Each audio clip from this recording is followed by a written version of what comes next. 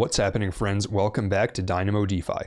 In today's video, I'm going to be talking about a controversial governance proposal on the Solend protocol this week. I'll go through exactly what was in this proposal, the background on the story, and then give my take on what this means for the future of DeFi and decentralized governance. Let's get into the video.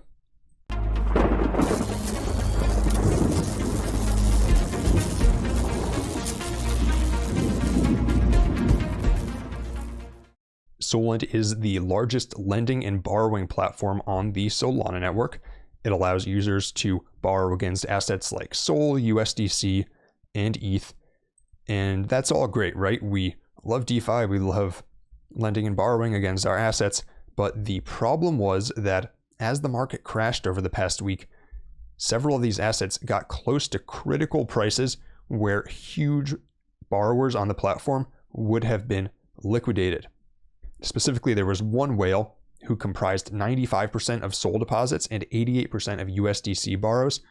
And if the price of Sol had gotten down to $22.30, they would have been liquidated and their $170 million worth of Solana would have been sold on the open market, nuking the price of Sol.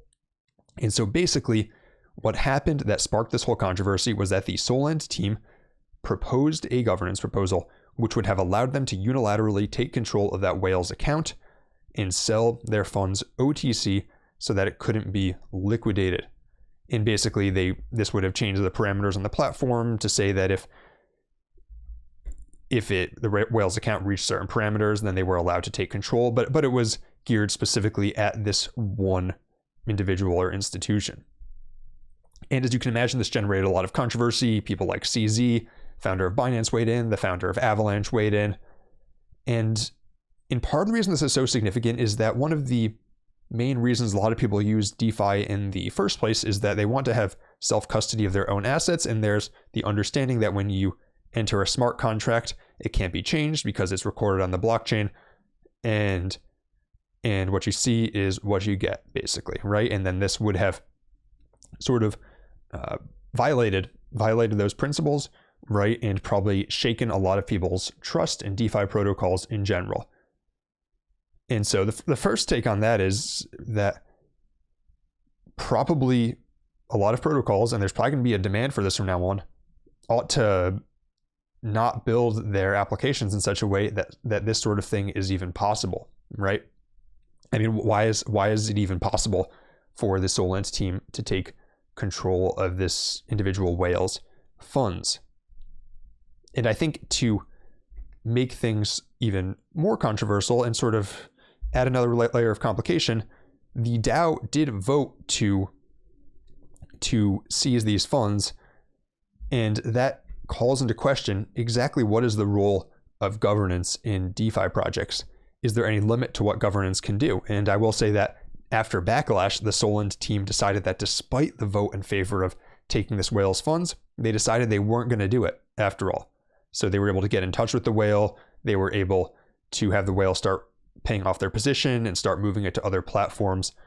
And basically, crisis was averted without needing to do this, for now at least. Who knows what could happen in the future, because they still do have a large position on there. But, again, that then calls into the question of governance. Well, what's the point of governance if the team's going to do what they want anyways? And so for me, this really boils down to two questions.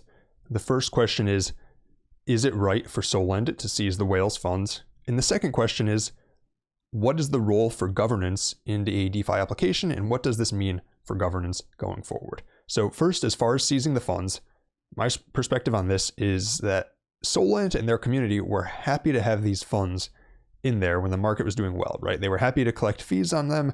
They were happy to have their TVL higher, and they didn't have a problem with this whale comprising such a large proportion of the pool. But then suddenly, when the market's doing bad, they decide that that's a problem and they want to take this person's funds. So my problem with that is that you can't really have it both ways, right? These sorts of, if these sorts of conditions were set before the market was on the brink of liquidating this individual or institution, then it would be fair. But changing the rules mid-game is maybe not so cool. And I don't think that people would accept that sort of behavior from a centralized institution.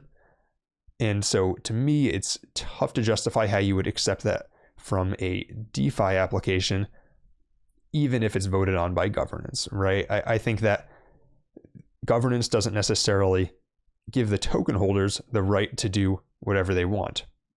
If it does, then why would any whale use any DeFi application, right? What's to stop the token holders from voting to seize a whale's funds for some completely arbitrary reason, or a reason that they don't even claim to be fair, right? If governance tokens give you the right to take individual accounts on a platform, then to me, it's tough to justify why something like that wouldn't be okay from a governance perspective. And another matter is that when this whale entered this smart contract, there was a certain liquidation price that they were comfortable borrowing against. You can't change the rules mid-game and say that the funds are going to be taken at a price that was not the agreed upon liquidation price. To the second question about what this means about governance, I think this exposes a core problem with governance in general, which is that a lot of times it's set up by teams to give their tokens more value, to make the communities feel more involved, and to get what they consider to be decentralized justification for decisions they wanted to do anyways. So case in point, if you look at this vote, 90% of the total votes, which were in favor of it, by the way, 97% of votes were in favor of it, but of that 97%, 90% were from a single wallet. And so no matter how you shake it, this is not a decentralized vote, right? I don't know if it was a token whale, someone who bought it, or if it was one of the founders or an early investor, whomever it was. This is not decentralized, right? This is a small group of the core team and large investors who are making governance proposals and voting on them, and then using the results as justification to take actions that wouldn't have been considered legitimate otherwise. And I think that's probably not the right way to use governance, and my hope is that DeFi applications will get away from using governance proposals for this. From my perspective, the right way to use governance is similar to how Curve uses it, for example, where Curve token holders can lock their Curve, and in exchange, they get to vote on emissions for different pools. That's a very set of circumstances where they can vote, and there's set parameters that they can adjust, and they can have a meaningful output on the protocol, and they get value in exchange for bribes. But it's not being used as a way to basically validate decisions that the team was going to make anyways. And by the way, I'm totally fine with founders of these projects making large decisions. The problem is when they try to then mask those decisions under the veneer of decentralization. And that's basically all that I have to say about the Solend situation. Let me know what you think about it down in the comments. And if you enjoyed this video, be sure to like and subscribe. And until next time, this is Dynamo DeFi.